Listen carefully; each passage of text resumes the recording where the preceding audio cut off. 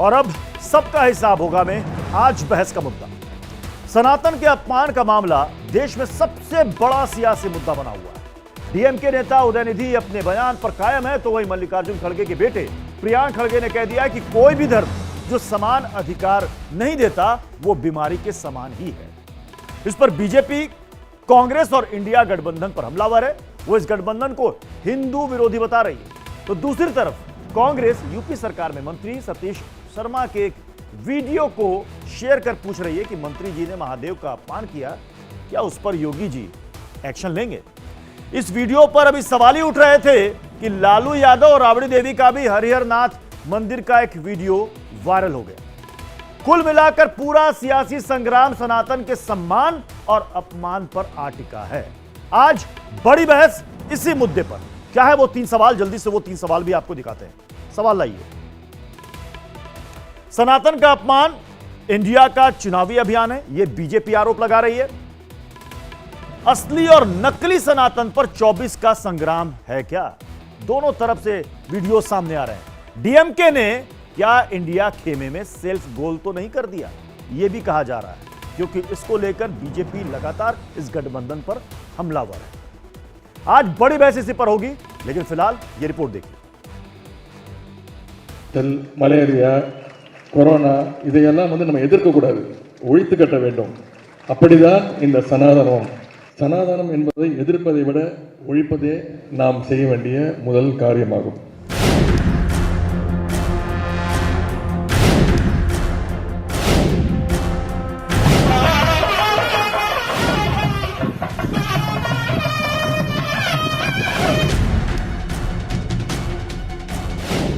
हमारी संस्कृति, हमारे इतिहास और सनातन धर्म का अपमान किया है।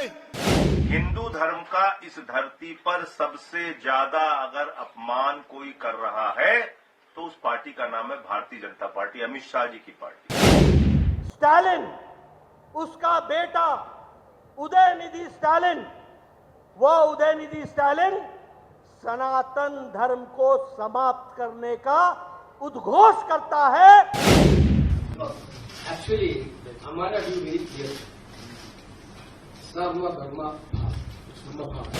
सनातन को कुचलने की हसरत वाले कितने ही खाक हो गए, हिंदुओं को मिटाने के ख्वाब पाले कितने ही राख हो गए।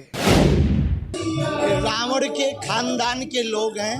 अगर ऐसा भारत में रहने वाले किसी भारतीय ने कहा राम के देश में सनातन जब तक इस भूमि पर जल रहेगा, सूर्य रहेगा, तब तक सनातन रहेगा, और ऐसे लोग बहुत आए और चले जाएंगे। ये पूरा ग्रुप वोट के लिए घोर अहिंदू बन सकता है। हिंदू हितों की अवहेलना करेगा, करता है, तो मैं एक ही बात कहूंगा, सनातन सत्य है, सनातन चिरंतन है।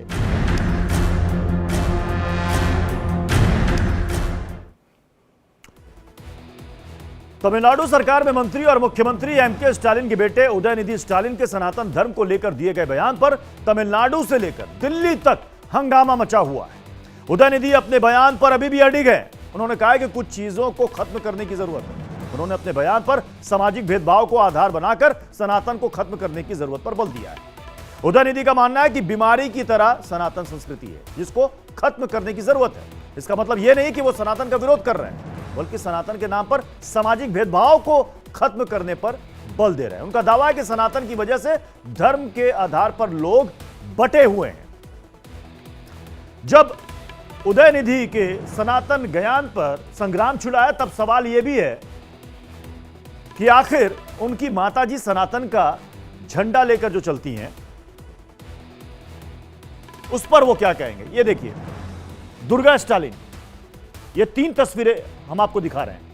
यह है उदयनिधि स्टालिन की मां यानी कि एमके स्टालिन की पत्नी, और ये कट्टर सनातनी है।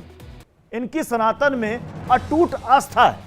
आपको ये तिरुपति मंदिर में दिख जाएंगी, आपको त्रिशूर जिले में भगवान श्री कृष्ण के मंदिर में दिख जाएंगे। हाल ही में ये गई थी मंदिर जहां पर उन्होंने 14 लाख का सोने का मुकुट भगवान श्री कृष्ण के मंदिर में दान दिया है। तो ये उदयनिधि की मां की ये तस्वीर, ये देखना इसलिए भी जरूरी है। देखिए, हाथी पूजा हमारे यहां गजानन कहा जाता है, गौ माता, गाय की पूजा, अश्व पूजा, ये 3 तस्वीरों में देखिए। ये वही दुर्गा स्टालिन है जिनके बेटे उदयनिधि स्टालिन को ये इस सनातन में बीमारी नजर आती है। वो कंपेयर करते हैं कोरोना से, डेंगू से, मलेरिया से। अब देखिए, अब आपको दिखाते हैं 2 तस्वीर लाइए प्लीज। ये देखिए, श्री कृष्ण मंदिर में जो मुकुट उन्होंने दान दिया, 14 लाख रुपए का मुकुट।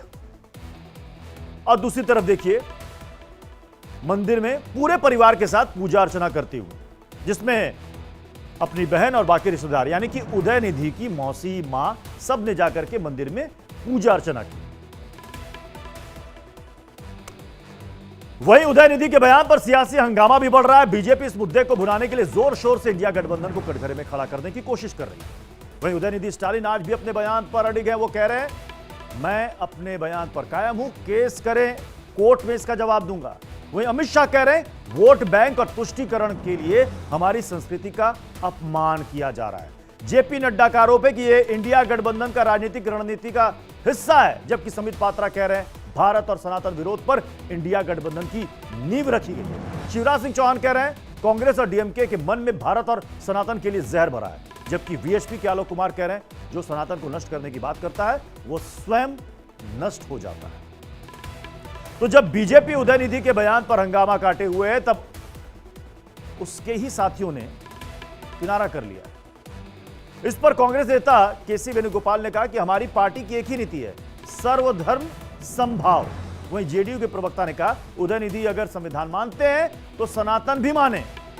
और मध्य प्रदेश के पूर्व मुख्यमंत्री कमलनाथ कहते हैं, उदयनिधि का यह बयान व्यक्तिगत बयान है, मैं उससे सहमत नहीं हूं। प्रियंका चतुर्वेदी शिवसेना उद्धव गुट से, वो कह रहे हैं कि सनातन धर्म शाश्वत सत्य है। ये सभी दल इंडिया गठबंधन का हिस्सा है, लेकिन उदयनिधि सनातन पर फंसे तो आपने देखा कई लोगों ने किनारा भी कर लिया।